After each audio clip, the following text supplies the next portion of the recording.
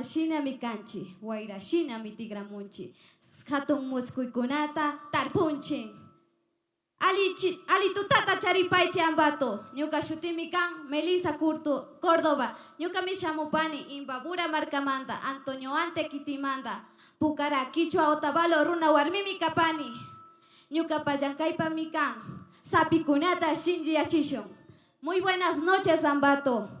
Mi nombre es Melissa Córdoba. Orgullosamente soy una mujer Quichua Otavalo. Estoy aquí presente dando mis raíces ancestrales, forjando y sobre todo agradezco a mi linda comunidad Pucará Alto de San Roque, Yupay Chapani. También invitamos al pueblo Otavalo, Janet Melissa Córdoba Chiza.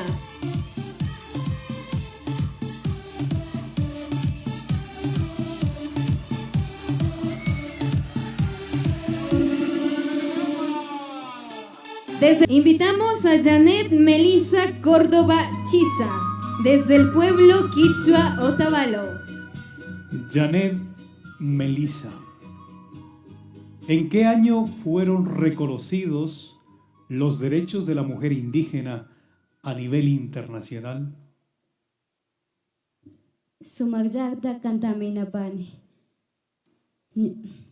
Sumagyakta kantaminapani. Kamba suman shunguwa kushihu, ñuka huya indita yalini, warangata kushihuy, kamba suma galpami kani. Alituta Ambato, ñuka mi kapani Melissa Córdoba, kaygupi tapuyta kutichishpa. Ñukanchi suma kawsayta mi karashka Bartolina Sisa, picha kuski killapi. Muy buenas noches, Ambato. Respondiendo a su pregunta, nuestros derechos internacionalmente se ejecutó en 1983. Gracias a nuestra guerrera Bartolina Sisa. Ñukanchi warmi shinji mi kashka, yawartapish kichashpa sakishka kwanchimanda. Warmi mi kanchi, chaymanda mi tukuy Quichua runakuna shinji mi hatarina kanchi. Ñukanchi kawsayta shinji yachishpa, ñawpama rishpa mi kanya kanchi. Somos mujeres con identidad. Por eso Bartolina Sisa nos regaló esa libertad de seguir expresándonos, de seguir siendo heroínas a lo largo de nuestro trayecto. Porque ante todo el valor de la mujer es importante. Amarnos es fundamental.